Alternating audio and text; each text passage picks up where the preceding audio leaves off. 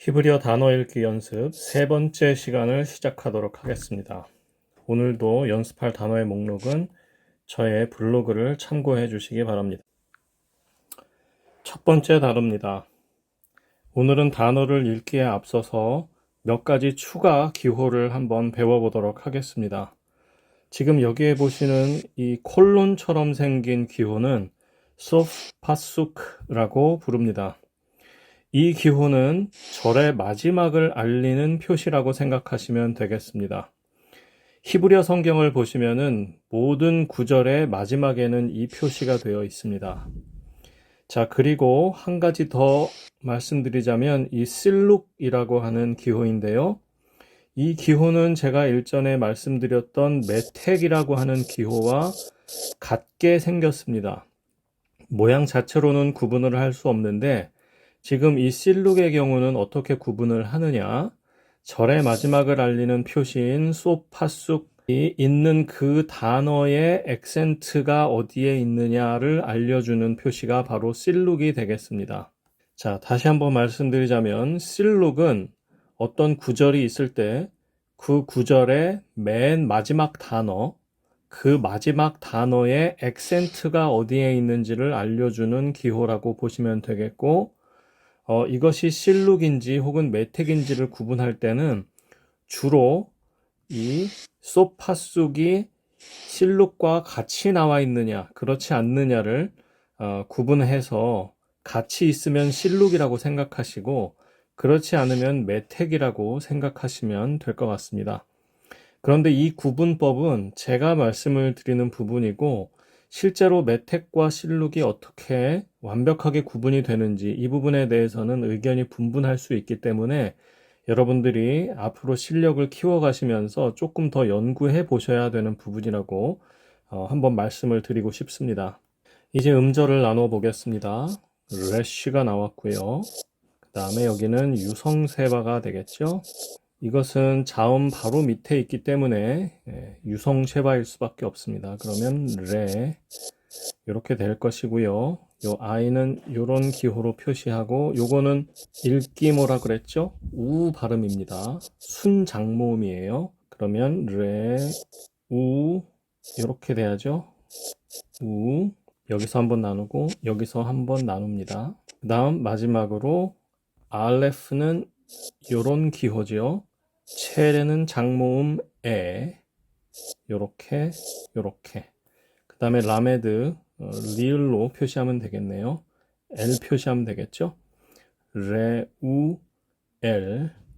자, 요것은 모세의 장인 르우엘을 히브리어로 표기한 방식입니다. 레우 엘 이렇게 되겠네요. 두 번째 단어입니다. 두 번째 단어도 발음을 하기 전에 먼저 액센트 기호와 메텍을 한번 공부를 해보도록 하겠습니다.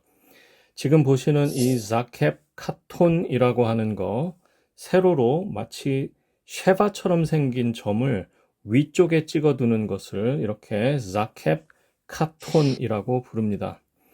이것도 역시 악센트 마크라고 하는 거 구분해 보시면 되겠고요. 방금 보여드렸던 제가 실룩이라고 표현했던 이 표현이나 그 외에 자캡 카톤도 그렇고 히브리어 마소라 본문에는 굉장히 여러 가지의 악센트 표시들이 있습니다. 그래서 여러분들이 지금 당장 이러한 표시들을 다 외우고 알고 있을 필요는 없지만 혹시 BHS 나중에 히브리어 본문을 보실 때 배우지 못해서 알지 못하는 이런 생소한 기호들이 나오게 되면 당황하지 마시고 그러한 것들이 일종의 악센트 기호라고 하는 것만 기억을 해 두시면 되겠고요. 악센트 표시가 이렇게 다양하게 나오는 이유는 어떤 구절들이 이렇게 있을 때 예를 들어서 소파쑥과 실룩이 맨 마지막 단어에 나온다고 했죠. 그리고 뭐 중간에는 뭐 아트나라든지 하는 이런 기호들이 나오고 그 중간중간의 위치에 따라서 다른 액센트 기호들의 모양을 써줬어요. 그래서 이렇게 독특한 기호들을 많이 쓰곤 하는데 우리는 사실 그것을 다 알고 있을 필요는 없고 그냥 악센트 표시라는 정도만 알고 있으시면 되겠습니다. 그런데 제가 지금 음절 나누기를 연습하는 과정에서 굳이 이렇게 어렵게 액센트 표시까지 표시해 가면서 여러분들께 액센트를 알려드리는 이유는 이 액센트가 발음에 영향을 주는 경우가 있기 때문인데요. 지금 보시는 것처럼 이 단어는 두 개의 마크를 가지고 있습니다. 물론 이 메텍 같은 경우에는 악센트라고 분류하지 않는 사람들도 있어요.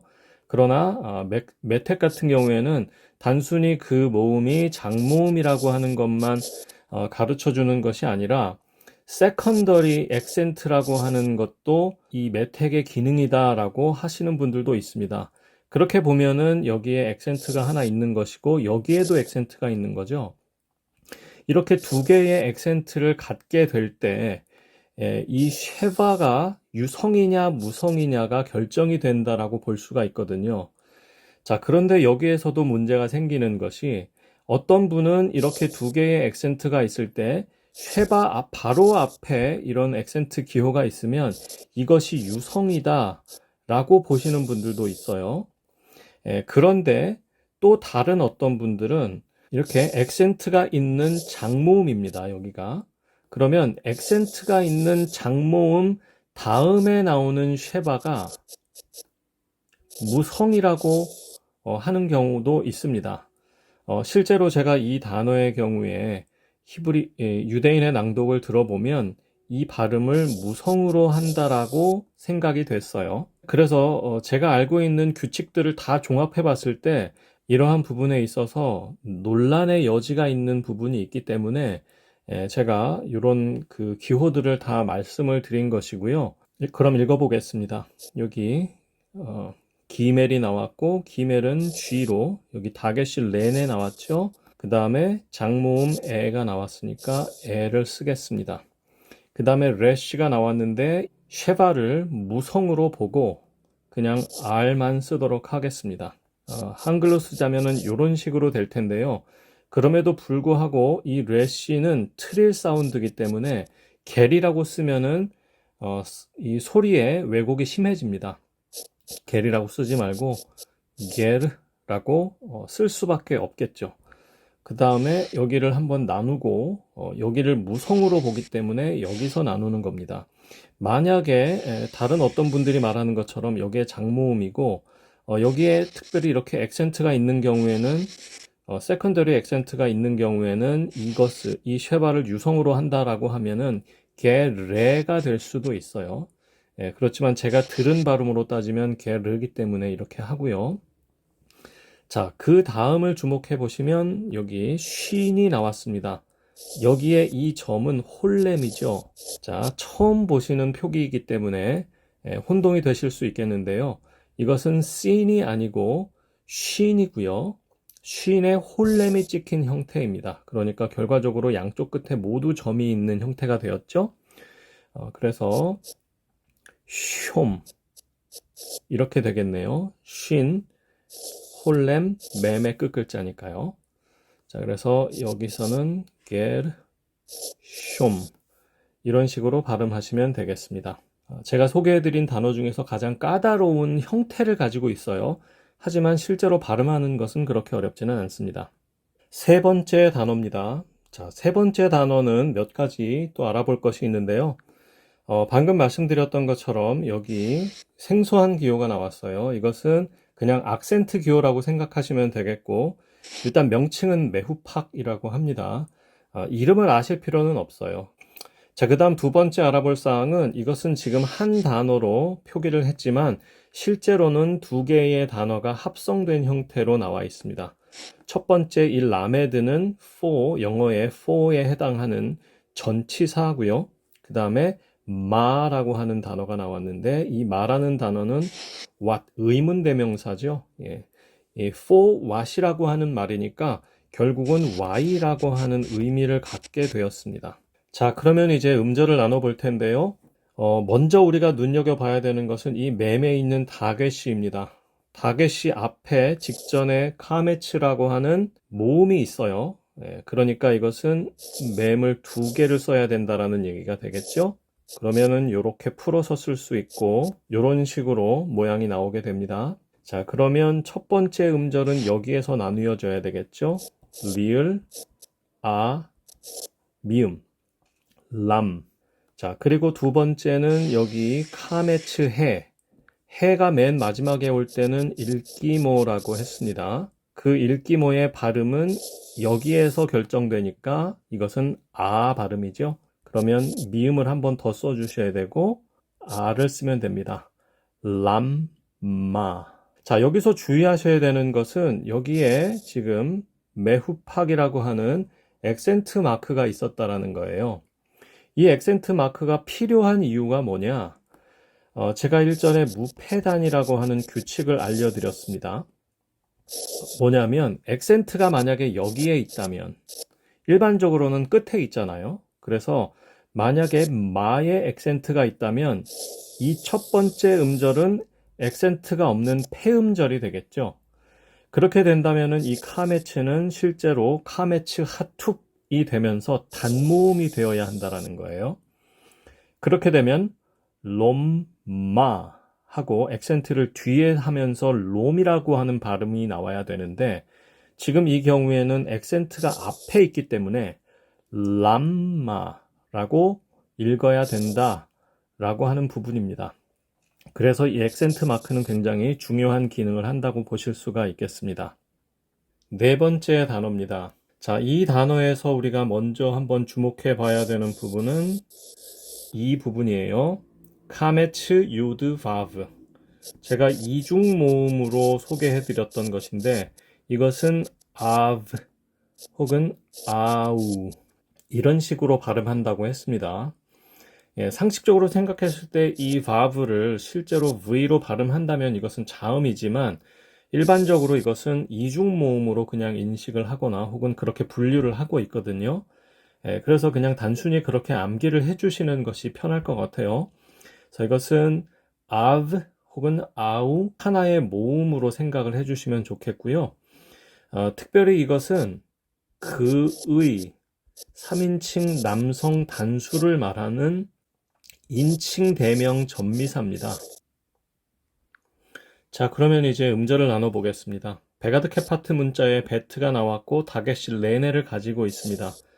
B로 써야 되겠죠? 혹은 비읍으로 쓰겠습니다. 자, 여기는 당연히 유성 쉐바예요. 그러니까 배를 쓰고요. 이 쓰고요. 그 다음에 눈과 홀렘이 함께 붙어 있으니까 여기에서는 음절을 나누고 no, no 다음에 또 나눠야 되겠죠? 자, 베가드 케파트 문자가 나왔는데 여기에 다게시 레네가 빠져 있습니다. 그 이유는 뭘까요? 여기에 홀렘이라고 하는 모음이 나와 있기 때문입니다. 모음 앞에서 베가드 케파트 문자가 부드러워지는 현상을 보인 거죠. 그러니까 T, H. 하지만 실제로 발음은 그냥 T로 한다라고 얘기했습니다. 자, 그래서 타브, 제가 아까 말씀드린 그 이중 모음까지 합쳐서 타브, 베노 타브 이런 식으로 발음을 하시면 되겠네요. 다섯 번째 단어입니다. 여기 헤트가 나왔죠? 그냥 H로만 써도 될 것 같아요. 우리는 그냥 히읗으로만 쓰겠습니다. 자, 그 다음에 여기 카메츠처럼 생긴 것이 나왔는데 그 카메츠 직후에 나온 것이 쉐바예요. 자, 이런 조합이 나올 때는 흔히 여기가 무성이고 그 다음 여기는 카메츠 하투빈 경우가 많습니다. 그런 경우가 많다라는 것을 가정하고 읽어보시면은 이것이 오 발음이 나온다라는 얘기죠. 단모음 오가 나옵니다. 우리는 호라고 써야 되겠죠.